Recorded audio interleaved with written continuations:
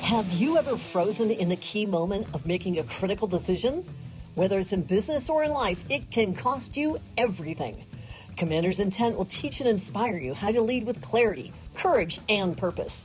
So here's your host, retired Air Force Colonel, fighter pilot, and your leadership mentor, Derek Oaks. Hello, and welcome back to another episode of Commander's Intent. I'm here with my co-host, Rob, and our special guest today is Gail Dickie. And really, I just met her through a series of friends, and she is a media executive, and I'm going to tell you a little bit about her. Gail brings decades of experience in global media strategy, entertainment, and high-level deal-making. She's a former television syndication executive and global media strategist. She now operates at the intersection of games entertainment. And that was really the big draw for me because I know nothing about gaming. I know nothing about that market space. But she deals with technology, infrastructure, and culture, helping shape what she believes is the next evolution of global media.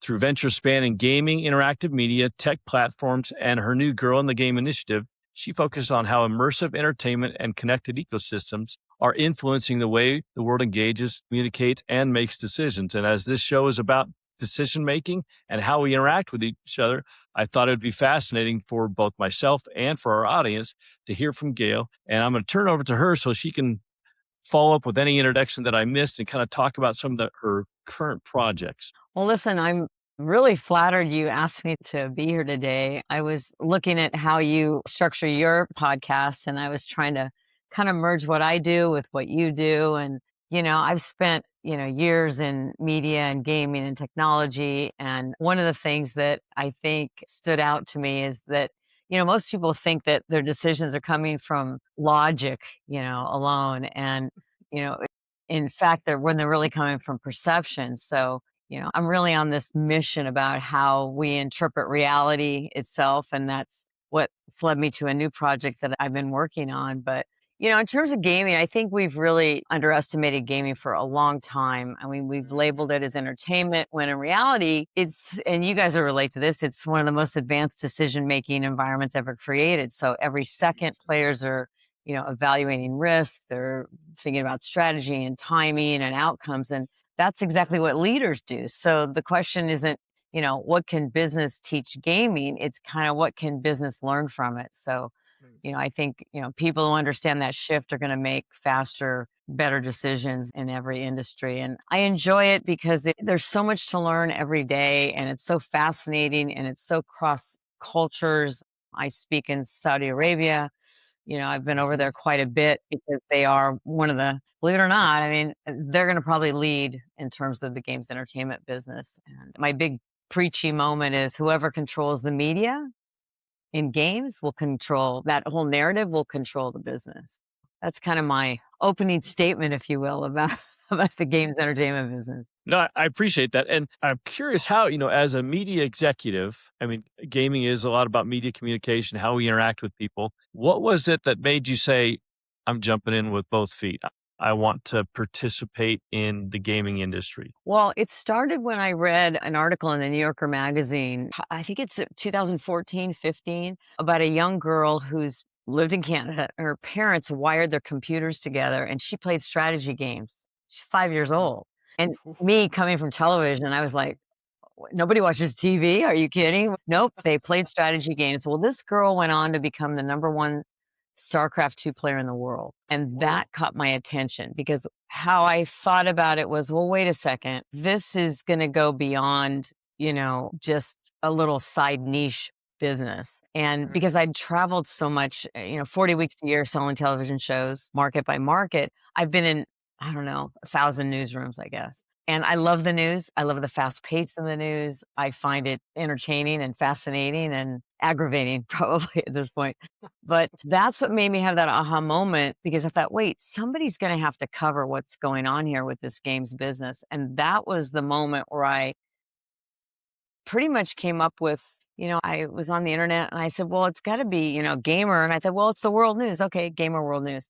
And I bought the URL and I raised $1.5 million, and I went out and I produced what I think is really what I call a premium look to news. If you go to gamerworldnews.com, you can see some of the content that I produce. And so that was kind of it for me. I thought I'm going to move out of the entertainment business a little bit because I saw what was happening in terms of the movie business.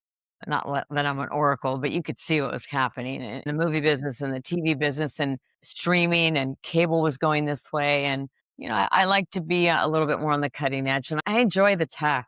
I really do. I get sent a lot of different funny things now and again to try, and I really enjoy it. So that was really the motivating factor. Thanks. So, what have been the biggest challenges as you kind of jumped into this new market and really a new culture and a new, really different type of person? I think in many ways, even though I think they're more common than we think. What have been the biggest challenges for you jumping in with that? Because I was really in it like 10 years ago, I didn't feel like I had much to prove.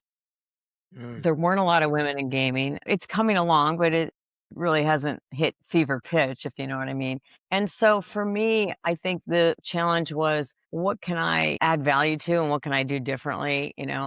I play most of the games at least once, or I'll experience it once. I actually had somebody come here into my office, and I have a lot of big screens, and teach me Dota. Because for me, Dota was like, what is going on? You look at the screen, you're like, what? Or, League of Legends, because a lot of people look at a big game like that, which is the biggest game in the world. And they're like, I don't even know what's going on. There was a little bit of a learning curve on that. That was a little bit of the challenge. And then, for me, I've actually just started to make a little bit of a pivot, just deciding which way I wanted to go. Do you cover all the big games? Do you cover the indies? Do you just do it all? But what really the opportunity presented itself is to be more, subject matter expert and really talk about it from my perspective in terms of entertainment. I think what syndication gave me was the ability to understand audience. And I think that's a really important aspect. You can't bury your head in the sand and say, I only like, first person shooters and I don't care about these adventure games. You have to really embrace it all. And I think for me, the challenge was, okay, which way am I going to go? And what I did was I kind of took a little bit of each and saw what really worked and then stayed in that lane.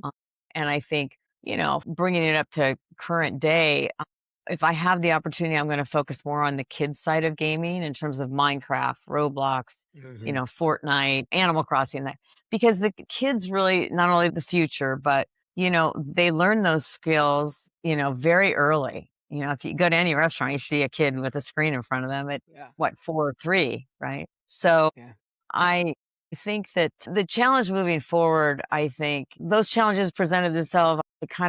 I was malleable in a sense where I kind of moved with the market. But now for me, it's just about looking at it from, it's one of the largest economies in media and in the world. And, it's not a trend. Right. I was once on Fox Business. Well, I've been on Fox Business quite a bit, but Stuart Varney said to me, he got kind of uppity if you've ever seen him. He goes, well, it's not a sport. And he goes, it's not. You can't give me, it's not a sport. And I said, okay. I said, it's a skill-based sport. And he went, okay, all right, you got me. Because it's a skill-based sport. Another challenge is people go, they think about kids in the basement playing video games. And then, at my age, a lot of their kids are going to college or whatever, and they're panicked that they're sending their kids to, Northwestern or wherever they're going, and they're afraid they're going to be playing video games the whole time and not going to class. But, they learn how to balance it. And, I really take offense when people, badmouth the video game industry from that perspective, because they're not looking at the whole picture and the good things that come out of gaming. And I think that, you got to balance it all. But, the challenge moving forward is the same as it's always been. It's acceptance. It's, getting people to understand that it's, this complete ecosystem and engagement system and media, and kids learn from it. And they also, one of the things I will say is that I always call it really helps the A diseases. So Asperger's, autism, ADHD, agoraphobia, they literally can describe it for 20 minutes at a time, because it's been proven that it does help. So there's and it improves your vision because you're focused for 20 minutes. I mean, listen, if you're going to focus for 8 hours, that's a whole other discussion, but I'm just talking in a couple of hours or whatever, and you take a break. And I tell parents, even at 4, 5, 6, 7, I feel like it's okay, but in moderation. And of course, I'm an athlete. So I'm like, okay, when they get to be 8 and 9, if they want to play a game for a couple hours, great. But then you got to go run around the block and come back, and Mhm. take a break. I So have a I want to story. touch. Answer to Yeah, go ahead. Go ahead, Rob. Well, I was going to say, I want to touch on a couple things you said there, Gail, because I love what your focus is, and I love kind of some of the takeaways that you've taken out of this. One of the things that I've noticed, just like you have, is that people that are our age, our generation and up, they're not as well versed in games. I got lucky. I started playing games as a young kid, and I've used it throughout my career to help me learn things. When I was at the Air Force's strategy school, I couldn't right. understand, Greek and Roman tactics. And so I found this game called Total War Rome, and it helped me create battlefields, and then I could see it and I could visualize it. And I learned through Good. that. And so I like the fact that you've been able to pick out that, there is a way for us to help people learn. We as pilots, we understand it kind of naturally, and maybe we don't understand that we do. But when I go learn how to fly a new airplane, the first thing I do is get in a big video game called the simulator, and they put me through all of my Yeah. paces. I mean, the first time I ever landed a Cessna Citation for real, I had passengers in the back. They didn't know it. That was my first time ever Oh, landing wow. kind of thing with an instructor. But it Right. was because I was already qualified. I'd landed that thing, 50 times in the simulator, and it was good enough. So there's some training aspects to it. The other thing is, like you said, there's a negative reaction. I had a conversation with one of my kids' elementary school principals years ago, and we were talking about video games. And she's like, I hate video games. They're horrible. Kids get nothing. There's nothing positive about them. And I was Right. like, no, wait a minute. And my daughter, she's now has 2 kids of her own, but I remember sitting here on my lap and playing Sid Meier's Pirates. And I had the map laid out in front of her because it came with a map that you could lay out on your keyboard. And I had this map, and I Right. taught her compass directions as a 5 or 6-year-old. Okay, honey, the pirates at this. Look, where are we? We're here. Which way do we have to sail? Well, west, southwest. Okay, Right. perfect. And so I think that that's a market that you have kind of touched on that I think we need to learn how to tap. You mentioned Minecraft and Animal Crossing. So I run a Minecraft server of my own at Oh, my you do? house. Well, because that's my kids when they went away to college. We have a Minecraft world that we all play in. And so it's our way to stay in touch with each other. We chat while we're playing. But I actually, for a while, and I haven't finished it, but I started developing a school curriculum for teachers to use Minecraft to teach multiple things. I Right. talked about, number one, the first thing I would do if I were a teacher teaching Minecraft, I'd let everybody play. Well, what's going to happen? Invariably, most of the young boys are going to be griefers, and they're going to be out like blowing everybody's stuff up and stealing stuff. But that leads you directly into, okay, class, how are we going to handle this? And now you can talk about government and rules and politics and how you do these things. And then you teach them about, the law of the harvest. You can only build with what you have, especially if you're only playing in survival. So yeah, Right. I'm a kindred spirit in what I think you've tapped into. I think it's awesome that you're doing that. The big question I would have is, how do you take people that are not like you and I and convince them of how to use these games and esports and this, instead of shunning our young kids that we say, oh, they're wasting their time because we don't understand it. How do we educate our generation to use this tool more effectively, not only to help ourselves, but to help the next generation succeed? Well, I will tell you, if you travel at all it's very much changed over the last 10 years because you got to remember mobile gaming is like the biggest part of the business. So mobile is like 55%. And what people don't think about is women play more mobile games than men. So I think that, you look around, more people they don't think they're a gamer and yet they're on their phone playing a puzzle game, or it just makes me laugh. I've had friends in the past, they're like, oh, video games are so bad for you and it's the destruction of society. And, it's like the get off my lawn guy, where they're Yeah. just, going on and on. But, I think what'll happen is as the median age goes up, I mean, if I asked you, what do you think the average age of a gamer is? What would you say? What would you guess? I'd probably say 23 or so. Yeah. Yeah. So the average gamer is 36, and that's Wow. male. And then the average female is about 38. So you got to think about Call of Duty's been around over 20 something years. Yeah. So if they were playing it at 20, they're in their 40s now. That as it ages, it changes. But I think that, as time moves on, people are a little bit more accepting. I mean, one of the challenges I think for the business is, the esports, the professional side of it. never really took hold like traditional sports. And all the traditional guys, the basketball players, football players, they all invested thinking, wow, this is the next generation of, sports, et cetera, ownership. I think it's a young person's sport. I think to be an esports professional, you're not going to be doing that at 30. It's too hard. I mean, it's just like, where you guys, are military guys, you want to kind of do it when you're young because Oh yeah. it's a lot of pressure. So, I mean, I, thought a lot about, your podcast and, the intent, the command intent, right? And I was thinking that, with games, it's like, you try and be the best at maybe learn a skill set. People that, work around me that are very much into shooter games and they don't like adventure games, or they're really good at adventure games and they can't do a shooter game. And so I think that people kind of pick their lane. And the biggest controversy in terms of people bad mouthing the games industry are the shooter games. But I believe I'm correct when I say we've never been able to correlate any kind of crime or problem with someone who's been a massive video game player. So I think we're still doing pretty good with that. And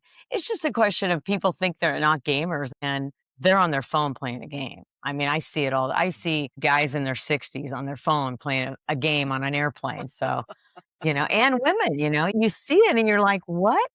Mark my words, the next time you guys fly commercial somewhere, just look around. Everybody's on their phone. Oh, it's true. And I try to see what they're playing because I'm, not the kids, but the adults, So it's easing off a little bit. And I think it's, listen, it's like I said, it's the biggest media in the world now. So, and it'll only continue. I think the latest is there's 3.6 million players globally.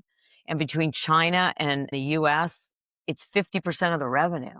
And Wow. it just keeps growing. It's going to be, I don't know, $200 billion or something in the next year or so. That's amazing. So if you don't like it, you badmouth it. I'm sorry, get used to it. It's what it is. We're glad to have you back, Rob. We lost you for a second there. Yeah. And as Rob was talking, both of you were talking, I consider myself kind of the reluctant advocate. And I have an anecdotal story. This a friend of mine, when he was a kid, he was at a basketball camp and he was at a basketball camp and one of their coaches at Brigham Young University, and one of the players was their, coach mentor during the camp. And this kid said, what was it like growing up with a professional basketball player? Because his dad was a professional basketball player. And now at that point, he was a general manager of the Phoenix Suns. And the kid stopped for a second. The basketball player stopped for a second. He goes, all my friends were over at my house and we were playing Nintendo 64. And my dad came home from work early and he never came home from work early. And he walked in and he started watching us for a minute. And he said, what are you guys doing? He goes, oh, we're playing this game. And I can't remember what the game was. We're playing this game. And his dad continued to watch for a second. And then he walked over and he picked up the console and he smashed it on his knee. And he goes, no, you're not. Go out and do something real. I grew up, I did play games. I had my little football and pong, but nothing to the extent that like Rob did. But that was his approach. He was a professional basketball player and he had made his money and his environment was, in his eyes, much more tangible. And I go, I can kind of relate to that. But then I had a son who had muscular dystrophy. He was not playing any sports. And I reluctantly got him that Nintendo 64 and the joy on his face and really how good he got at that and his ability. He wasn't somebody who could just go hang out at his friend's house. So getting online and interacting with people was a really big deal for him. So that's why I call myself a reluctant advocate, but now I see the value in it on so many levels. I mean, also you got to think about people that might badmouth the games industry. I mean, you have to look at it like, gaming isn't a distraction from reality. It's really training for it, right? Yeah. So I think there's so much to be, learned and garnered from it in terms of the good things that it does. It does improve your vision, proven that medically. Like I said, the eye diseases and, it's logical thinking. It's reflexes. It just depends. I mean, I will tell you, if you have a child or a friend that plays like a StarCraft or a Dota or a League of Legends, those are heavy duty strategy games. I mean, I marvel at it. And you wonder why, League of Legends has gotten 80,000 people in a stadium watching a screen, basically, because you can't see them. I mean, you see them. And it's because of the strategy and you got to be thinking through the problem, smart. to play those games. And it is a skill set. There's no question, that's why I call it's a skill-based sport, Right. so. Yeah. So I would ask you about scaling. Really, my question, it's already scaled, it's worldwide. And like Yeah. we talked about, it's the biggest thing out there. But how do you personally, you have your website and all the interaction that you do, and you work with folks in Saudi Arabia, and you haven't even talked about your other clients. How do you manage your business, and how do you manage what's next for you, and what growth looks like for you in the industry? Yeah, so I decided a long time ago I didn't want to be a web-based, a destination website. I mean, Yeah. I looked at IGN and, it took them Mhm. 20 years to get millions of people on their website. Yeah. So Yeah. I basically license and syndicate out pieces of content. That was the desire. For me to scale now, we're talking, to some investors about just coming in to really focus on the kids, and I'll bring in kids and I'll scale that because you think back to Steve Jobs, what did he do? I know when my daughter was going to school, we walked in the first day of her school and there were all Apple computers, brand new. And Mhm. so that generation, she's in her early 30s now, but that generation, they grew up with Apple. And Hmm. so, you know, my thought is I'd like to get them while they're young. I'd like to focus more on those building games like the Minecrafts and the Roblox and, certainly Fortnite because it's fun Yeah. and, the Animal Crossing, some of the other, younger games. And so that you have to kind of move with the market. I Mhm. mean, the real big challenges coming up is that the rising costs of making a game, to produce a game, it's millions of dollars in marketing and you got to hit it. I had a meeting last night about a new project I'm taking on that, if I was going to promote a game now as opposed to 2 years ago, it's a completely different Mhm. situation. Mhm. If you do it right, you don't have to spend quite as much money. You don't know if it's going to catch fire. And, the timelines are, longer and all the studios are under pressure. So it's a really tough business right now. I mean, there's been lots of job corrections, since Mhm. COVID. I think it went kind of crazy hiring everybody and now they're shrinking. And, I think that AI brings opportunity and it Mhm. brings, it can dramatically speed up the process, but you Mhm. can't let it kind of take over the creative. And Nope. so then, you need to lower your costs. I mean, there's just a lot. And so I strategize about, kind of the best practices and the things to do. But the most important thing I think to keep in mind for the games industry is that community, because that's what really moves the market. So if you Yeah. can, Yeah. you grow a game, you grow a community, you grow a community, you grow a game. You got to think Yeah. in those terms. And, it's just an expensive business. And I mean, you look at console is still growing really pretty well. And every once in a while, a game will catch fire for a while and then it goes down. And then, I have one of my guys calls me and complains all the time about this game and that game and not doing well. And, he wants me to put him in touch with people to talk about it because he's very knowledgeable. He owns a collectible shop. By the time you complain about a game, they've already moved on to the next, Yeah. So Well, I so think for me, no, Gail, I was just going to ask because I'm an avid watcher of the industry and I've watched what's happened over the last 4 or 5 years. mhm, And I have my own thoughts on what I think causes the upheaval. And, I'm an investor. So I was an economics major in college. So I've been investing since I okay, was 20 years old.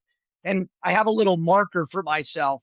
Anytime a company hires a CEO that hasn't done the business of the company, I start to short that stock because that CEO is going to fail. 9 times out of right. 10, they will fail. And this is what I see with the market. Like take Bethesda. Bethesda was an awesome studio that built all these great, Yeah, they highly immersive were. RPGs. They were awesome. And then they got bought out and they got told, Right. you need to make the next Fortnite because this is my beef a little bit with corporate America and particularly the media industry is they chase the next thing. I'm from Washington Right. State. Nirvana comes out in 90, 91, and everybody comes Right. to Seattle to find the next Nirvana and grunge explodes.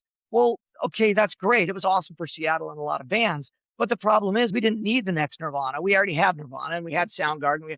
And so we start chasing. You see it in the movie industry where you got three, national disaster movies that come out in the same year, or vampires become the thing. To me, it's lazy execs. It's people at the top end that are lazy, that don't know their business, that are chasing a dollar. And I'm just going to be honest, because they're chasing a dollar. They don't know squat about what they're even leading. And Yeah. it's like, why are you even in charge? And so I don't know if you saw, I saw a report about 6 months ago, maybe a year, of the last year, the top 100 games, 60 of the top selling 100 games were indie projects. They were not AAA. Yeah, They were not for sure. studio run, because it's that Well, community you're talking about. Well, yeah. And I think, listen, the opportunity, the flip side is that, we're also in one of the most innovation times for Mhm. games. Yeah. I mean, Oh, yeah. small teams can create a great game, communities form instantly, Mhm. distribution's global. And I think, listen, the challenges are definitely getting discovered, right? It's Mhm. hard to get a game Yes. discovered.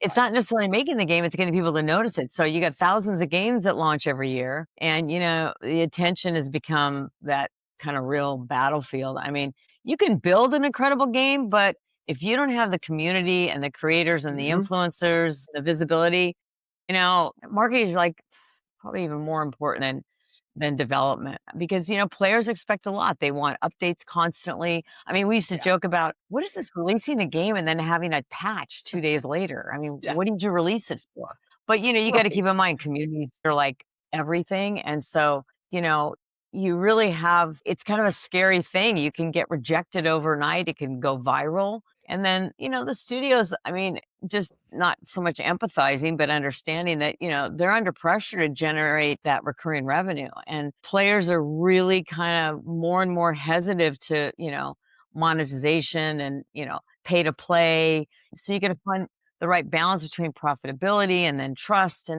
I mean, it's just not, like a new game isn't just competing against another title. Mm-mm. It's competing against TikTok, it's YouTube, it's Netflix, it's streaming, Yeah. and everything moves so fast. Yeah. But I think, Yeah. first, if I was giving advice to someone who wanted to start a game, I mean, wow, the most important thing you can do is, kind of drip it and have a community behind you that Mhm. can push it out and get it to emotionally connect with people, then you're heading toward, something great. But listen, today, making the game is like half the battle. It's Mhm. building that attention and that trust and that community around it. I mean, that's the game now. It's just really Well, not marketing that's anymore. It's a product, well, pure that's the and amazing simple. thing about, like, take Minecraft, for instance, right? I bought my Yeah. Minecraft copy of Minecraft years ago. I think I paid $20 or whatever for Minecraft in 2015 or Right. 2016. I haven't spent another dollar on Minecraft, and yet they continue to update it, Sure. 2, 3 times a year. That's Yeah. the power of community, because they just had the movie come out last year, and so it's as Right. big of and so, Yep. yeah, I understand what you're saying with the execs, but I do have a problem when I see, some of these exec companies, and you go to the CEO of EA and say, "Hey, what games do you play?" And like, "Oh, I don't really play games, I don't have the time." Well, then you shouldn't be leading the company. I'm sorry. You just shouldn't. You have Yeah. no clue Well, they what bring you're in talking about. marketing guys. Yeah. I Yeah. mean, that's Yeah. that's Like the kind of marketing typical. I guy mean, that now like the marketing guy that leads McDonald's that can't make a big arch, Yeah. I mean, come or on. that doesn't Let's like hamburgers. Yeah. Uh, right. uh, Like, so that's yeah, that's it's where, right. I mean, You know, again, anyway, yeah, it's fun. yeah, that leads me to kind of what I was going to mention earlier as you were talking is that how do you get investors? And you were talking about investors, Yeah. Yeah. and how do you get investors that are savvy in the gaming industry? Mhm. They're used to investing in real estate and other forms of media, and all of a sudden they've got this huge market, an exploding market. And what's the right place to jump in? What's the right level to jump in? How do you secure those kind of investors, and how do you pitch it to them? I've given a lot of pitches, and I've received a lot of pitches, Sure. Sure. and the question always is the bottom line is what's in it for me? What is my ROI going to be? And Mhm. Exactly. what kind of legs does this product have? And if they don't understand at all what you're talking about, how do you sell that? So first and foremost, you don't pitch a game. You pitch the ecosystem. Yeah. And that's one of the biggest mistakes people make is they pitch a single title or they get really caught up in the game. I've had guys call me and pitch their game. I'm a little bit more reasonable, but smart investors, they really want to know, is there a community? Is there recurring, engagement? Mhm. Is there IP? And can you expand it? Can it go through the whole cycle of, merch and live events and licensing and TV, film, whatever? But, Mhm. and you also, I think when you're going after game or investors, you got to show audience before revenue. I mean, like I've said, the audience validation is so much more important early on than any kind of revenue. If you've got a community, I think you can convince somebody and making an investor understand, like, as I've said, I beat this drum, but gaming is, the new media, and, a successful game can become so many things. It become a content engine. It can become an influencer engine, Mhm. commerce, e-commerce, social platform, all in once. Community is really that new moat, I think. And then the team behind you, just like in any investment, when I pitched, for Gamer, the team matters more than, the deck, than what you're going to Mhm. show them. And I laugh because I've done a lot of presentations in the Middle East, and one of my associates over in Dubai, he's from Australia. And when you want to pitch something, the worst thing you can do is A, read your pitch to somebody, B, put too many words on the screen because you just don't know where to look. And I used to think I used very little words. And I remember we were working on a project together and he said to me, yeah, no more than, probably 20 words. And I go, okay, I'll keep it to 20 words, like a page. He goes, no, not a page, the whole thing. Just put pretty pictures up there with a few words and then you talk through it. And it really kind of made me look back on, kind of the pitch. I mean, I pitched a VC firm, once, and one of the better pitches I've done, but, I didn't want to go through the deck. It was one of those kind of I won't mention the firm, but very high end firms where they're waiting for the chairman to come on. And they kept saying, okay, he's coming. He's going to be out in a few minutes. Okay, Gail. Okay, you ready? Because, okay, okay, here he comes. Everybody's like all frenetic. I'm like, oh my God. He comes and goes, yeah, hi, Gail. This is so-and-so, so-and-so. And I heard a lot about you. This is great. He goes, listen, I got a few minutes. Can you just pitch me out in 3 minutes? I, calm as a cucumber from probably being on TV a lot. I said, I'll tell you what I'll do. I'll pitch you in 2 minutes and 40 seconds. How's that? And he goes, I'm in love. And I pitched him. It was about 2:45. And he said, that was one of the best pitches I've heard. He goes, hey, everybody, pay attention. This is how you pitch. So I knew, you got to squeeze it down. And we're in that attention, deficit economy anyway. You know, nobody wants to sit still. And you have to be very good at reading body language. I mean, when I used to pitch TV shows, the moment I pitched and someone sat back in their chair and crossed their legs, I felt like I lost them. You Yeah. want them to lean in. Actually, I like speaking at universities about that because I think it's really important to have that eye for when you pitch, and especially you're asking for money, you're representing who they're going to give money to. So you Yeah. really have to have it Are they thinking about their next pitch and their next meeting, or are they actually engaged in what you're saying? right. Right, exactly. So yeah, so that's my favorite part. I think pitching is my favorite thing to do. I love it when it goes well. When it doesn't go well, Yeah. there's nothing more uncomfortable when you know you've missed the mark. When you give a Yeah, but pitch and But then you it could be the they're wrong audience too. I mean, if your pitch is, and then I just try to make light of it. But, and, I learned, I did my MBA studies years ago at University of Michigan, and it was called Executive Decisions. And one of the most important things I learned from that was to identify what you don't know when you go into a pitch. Like, I don't know their budget. I don't know what they, things like this. I don't know what they did before. And write all those down, try to answer them the best you can just by research. And then when you give that pitch, you try and get that info from them. So now you've got the full picture, because that has stuck with me for 20 years. I think about it every time I pitch. What don't I know? What is it that I don't know? So for anybody that's watching or listening, it's probably the best piece of advice I could give anybody is to really identify what you don't know, write it down, try and get those answers. And if you don't, then use that query right up at the top when you're pitching to get that answer and be able to shift. I have a similar but slightly different approach. I go into a room. Number one, what do I want out of this meeting? And number two, Right. who's the smartest person in the room? And I assume it's not me, because there's somebody out there that's smarter than me. It's a guarantee. That's not, I could Correct. be with a room of 12-year-olds and there's still going to be somebody smarter than me. And Yes, for sure. and especially when you're talking about gaming or anything like that, knowing what the purpose of the meeting is and knowing Mhm. why you're there and asking yourself, I think that's great advice. What do I need to get out of this? And what's the piece of information that I don't have? Because all of us live in our own little cocoons. We have our own blind spots. Right. And true arrogance is when you think you know it all. And that's when you really get burned and you get yourself in trouble. Right. Right. Yeah. Listen, I think about that a lot because a lot of my day is spent either strategically putting a pitch together or helping somebody else do that, or you know, putting all that media together so that it's concise and it makes sense and you're not wasting people's time, basically. I mean, I'm getting ready to launch Girl in the Game as a brand and a platform. And it's not so much about, women trying to fit into the system. It's about recognizing like we're part of the strategy and the economy and the outcome. And so, I'm bringing that media, tech, and opportunity together and kind of help start shaping that outcome. I'm excited about it from a standpoint of, my daughter's a singer-songwriter in Nashville, and she's taken a lot of high-level meetings and been in a lot of rooms with a lot of famous people. And this is probably last year at one point, she called me, she says, wow, I just got out of this session. And she goes, I honestly was making these contributions to this song, but when I'd say what I had to say, there were 3 guys in the room. The one guy would look at me and say, yeah, okay, that's interesting. Hang on.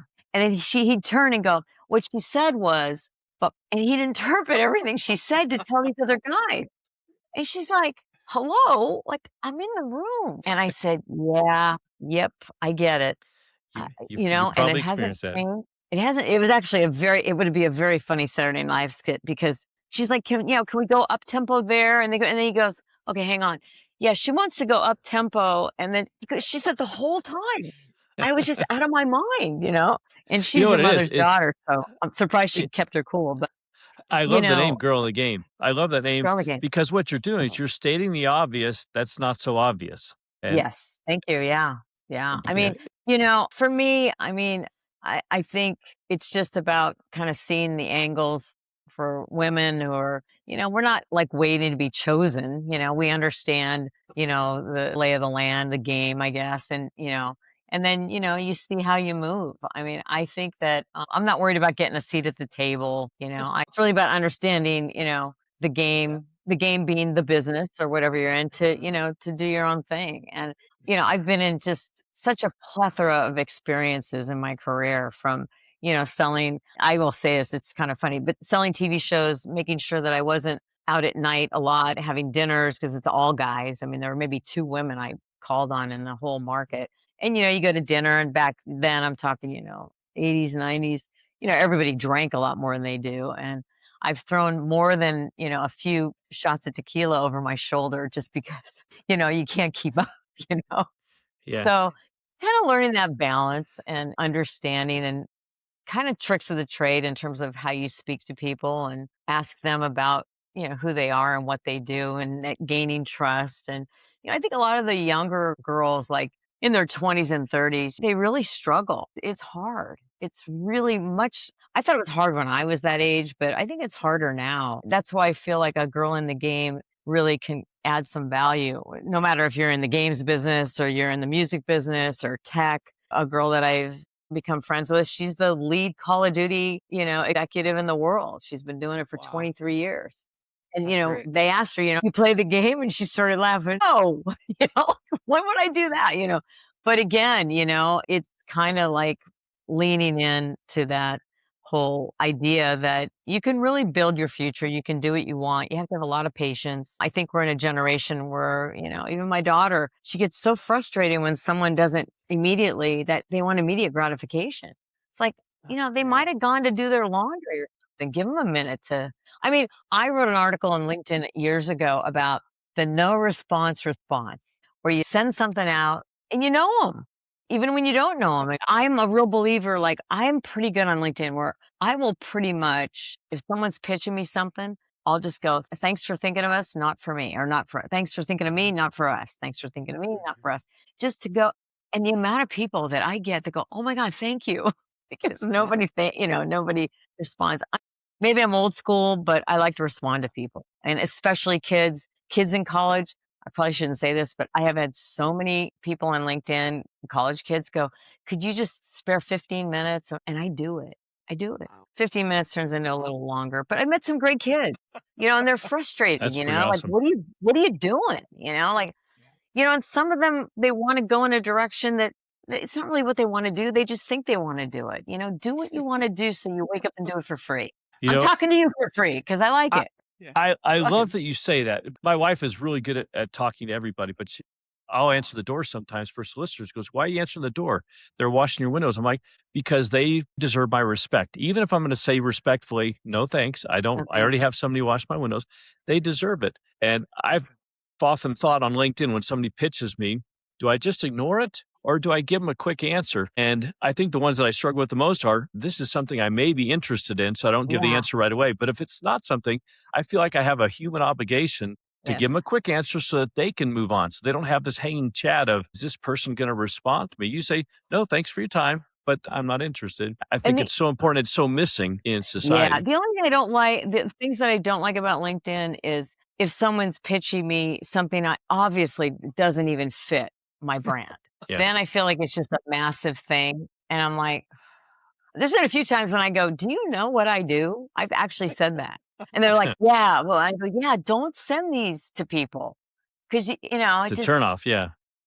Yeah. So, but even when you say that, you're helping them. You're showing them a good deal of respect by helping them hopefully redirect their efforts to say, what you're doing is not helping your business. You're trying to expand your business and you're not helping because you're not being direct and intimate and you're not paying attention to your customer at all. And so I think that's pretty important. Yeah. Well, Gail, I've loved this conversation. I think we could go for another hour or so, but I'm going to respect your time because I know you're busy and I've appreciated it. I've learned a little bit about the gaming market and really it's just another market and it's about having expertise in that market. It's about recognizing it's the biggest market. Let's clarify that. Oh, yeah, you're right. It's the biggest entertainment market in the world. Not another market.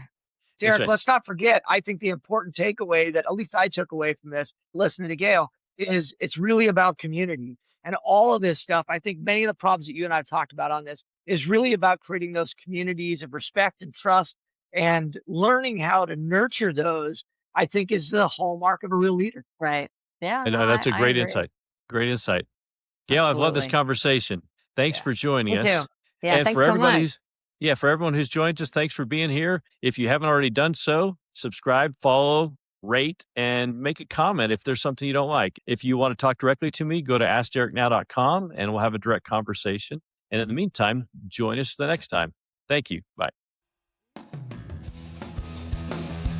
So that's it for today's episode of Commander's Intent Podcast. Head on over to Apple Podcasts, iTunes, or wherever you listen and subscribe to the show.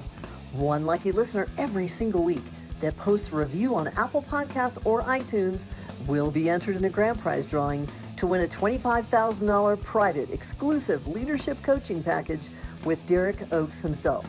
So head on over to commandersintentpodcast.com and pick up a free copy of Derek's leadership guide and join us on the next episode.